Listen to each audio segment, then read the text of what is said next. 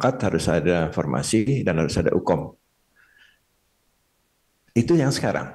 Kalau yang ke depan mungkin formasi hanya sekali saja. Formasi hanya sekali ketika dia menjadi PNS. Gitu. Jadi berikutnya itu sudah otomatis ada formasi itu sehingga kenaikan pangkatnya akan sangat tergantung pada pemenuhan syarat profesionalnya, baik itu kinerja, eh, penambahan kompetensinya, penambahan potensinya, hukuman disiplinnya, kelengkapan dari pekerjaan-pekerjaannya, dan lain sebagainya. Itu yang menjadi ukuran untuk seorang naik pangkat.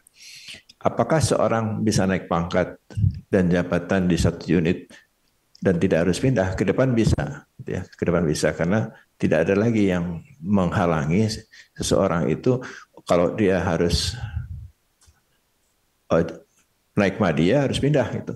Itu banyak banyak kasus di puskesmas. Jadi perawat-perawat yang akan naik media harus pindah ke RSUD karena tidak ada jabatan itu di puskesmas misalnya. Nah ini pertanyaannya apakah orang di kecamatan tidak boleh mendapatkan pelayanan kesehatan yang baik sehingga perawat-perawat madianya pada pindah semua. Nah kalau seperti itu kan dia tidak akan mendapatkan pelayanan kesehatan yang baik gitu ya. Widya Iswara juga kalau dia mau utama ya harus pindah ke provinsi atau ke pusat itu. Ini juga pertanyaan yang sama, apakah orang di kabupaten tidak boleh mendapatkan guru atau widya Iswara yang baik? Ya, apakah dia harus pergi ke provinsi dan ke pusat untuk mendapatkan widya Iswara, mendapatkan pengajaran yang baik gitu maksud saya. Nah ini juga agak tidak masuk akal tuh. Ya, ya boleh dong, mestinya di kabupaten ada widya Iswara utama, boleh dong di puskesmas ada perawat utama, kenapa tidak gitu. Nah, ini konsep-konsep ini yang akan kita coba benahi, akan kita coba ubah dan akan kita coba implementasikan. Uh, harus hukum dulu Pak, hukumnya lama. Nah, BKN sudah mengubah pola kenaikan pangkat menjadi setiap bulan. Dari awalnya 6 bulan sekali atau setahun 2 kali menjadi 2 bulan sekali. Sekarang setiap bulan bisa ada pengusulan naik pangkat. Apa dampaknya? Dampaknya UKOM-nya juga harus setiap saat dong, nggak bisa KP-nya setiap bulan, tapi nanti UKOM-nya setiap tahun sekali. Ya nggak masuk akal kalau seperti itu. Jadi UKOM-nya juga harus mengikuti. Dan Pak, UKOM-nya berbayar, kita nggak punya dana. Nah ini lagi, mau naik pangkat kok bayar gitu kan. jadi rapat kemana-mana gitu. Mestinya kalau mau UKOM ya gratis. Kalau kalau ada biaya yang dibutuhkan itu mestinya dibebankan kepada instansi pembina jabatan fungsionalnya. Jadi kan dia bisa menghitung ada berapa banyak nih jabatan fungsional yang menjadi menjadi kewenangannya, jumlahnya di seluruh Indonesia, berapa setiap tahun yang dibutuhkan untuk UKOM, berapa setiap bulan yang akan melakukan UKOM, itu dia harus hitung gitu. Dia harus hitung seperti itu. Jadi UKOM itu bisa dilakukan setiap saat, setiap bulan lah paling paling lambat itu karena mengejar KP yang setiap bulan juga. Nah, itu tadi juga saya sampaikan mengenai ketidakadilan insentif, baik vertikal maupun horizontal. Di vertikal itu yang yang muda dengan yang media dengan yang utama itu tidak overlap sehingga kalau sudah naik naik katakanlah naik media dia tidak perform ya dapatnya segitu juga gitu dibandingkan dengan yang muda yang perform tidak mungkin dia melewati tunjangan di atasnya. Nah ini saya kira tidak tidak apa ya me,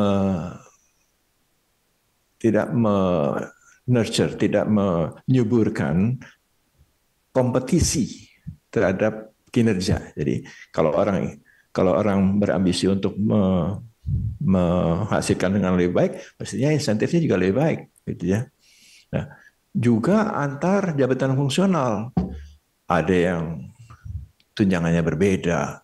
Di sini belum keluar Pak, grade-nya nggak ada grade jabatannya. Di sini grade jabatannya 25 Pak, di sana 17. Aduh, kok bisa kayak gini nih? Nggak karu-karuan semua nih. Itu kita harus harus coba coba rombak yang seperti itu sehingga terjadi keadilan uh, insentif dari semua jabatan fungsional. Jadi tidak jabatan fungsional satu dengan yang lainnya itu tidak berbeda. Equal work for equal pay itu harus dipegang. Jadi pekerjaan yang sama, beban kerja yang sama, tingkat kesulitan yang sama, harus mendapatkan tunjangan yang sama. Itu perlu dirubah. Uh,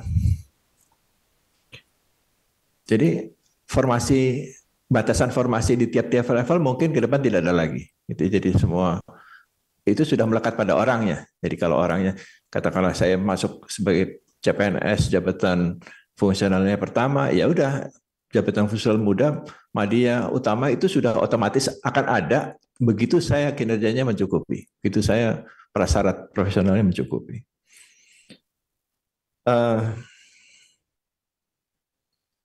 Masalah tunjangan tadi, masalah efisiensi belanja pegawai.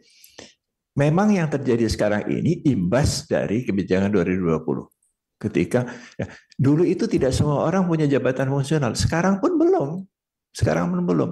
Ke depan semua orang tuh harus punya jabatan fungsional sehingga prediksi pergerakan belanja pegawai itu mudah dihitung gitu ya. Sekarang ini kan begitu dia jadi masuk fungsional, wah berubah lagi hitung-hitungannya. Jadi ke depan itu semua orang harus punya jabatan fungsional. Instansi yang dari dulu selalu punya jabatan fungsional sebelum masuk ke struktural itu di Bappenas. Jadi di Bappenas itu semua sudah perencana, dia bisa jadi struktural, kemudian bisa balik lagi ke perencana lagi. Di tempat lain belum seperti itu karena tidak semua orang memiliki jabatan fungsional. Nah, idealnya jabatan fungsional itu dihitung betul kebutuhannya, bukan. Nah, ini harus ada perbedaan antara kebutuhan dan keinginan ya. Nah, keinginan ini kalau saya dulu sebagai kepala BKN itu menerima usulan formasi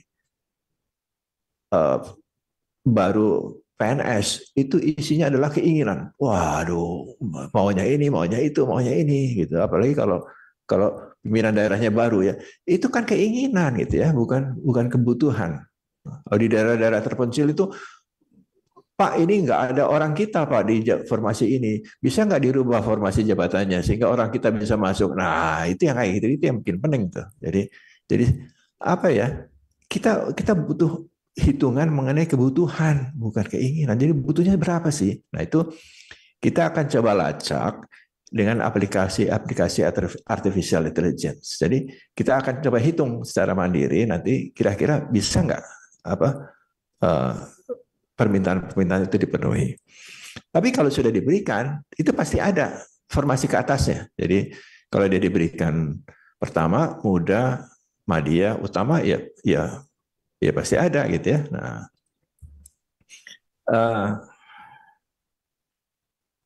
belanja pegawai ke depan itu mestinya menjadi lebih efisien karena terjadi job enrichment.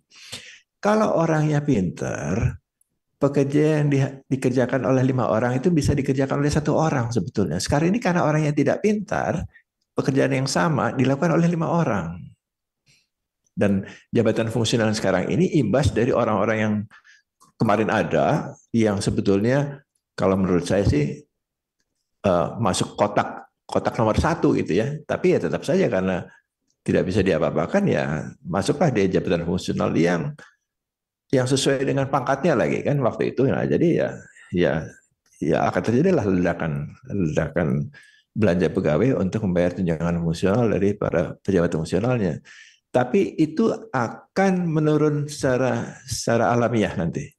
Begitu orang-orangnya pensiun, kemudian kita mungkin tidak akan memberikan formasi yang besar lagi. Sekarang ini besar-besaran, apalagi P3K itu kan besar sekali jumlahnya, yang mungkin juga akan menggerus belanja pegawai dari APBD gitu ya. Tapi itu yang terjadi kemarin. Ya, ke depan kita akan coba tata ulang lagi sehingga bisa didapatkan betul-betul jumlah angka yang akurat untuk setiap pekerjaan gitu. Dan Ukom akan sangat mematikan. Maksudnya begini, Ukom itu tidak akan main-main lagi. Dia harus betul-betul menilai apakah seseorang memiliki kompetensi yang dibutuhkan untuk menduduki jabatan itu. Itu tidak boleh main-main. Jadi itu harus betul-betul ketat, harus betul-betul berkualitas sehingga hanya orang-orang tertentu yang bisa lulus UKOM yang memang betul-betul menguasai materi, yang memiliki kompetensi, bukan ketika dia mau pensiun eh, pimpinan daerahnya mengusulkan oke lah jadi jabatan utama saja, kamu masih temani saya di sini. Nah, itu mungkin tidak akan terjadi lagi karena UKOM-nya nanti harus betul-betul akurat untuk bisa menilai apakah seorang itu memiliki kompetensi yang sesuai. Uh, saya kira mungkin itu semua yang pertanyaannya sudah saya jawab.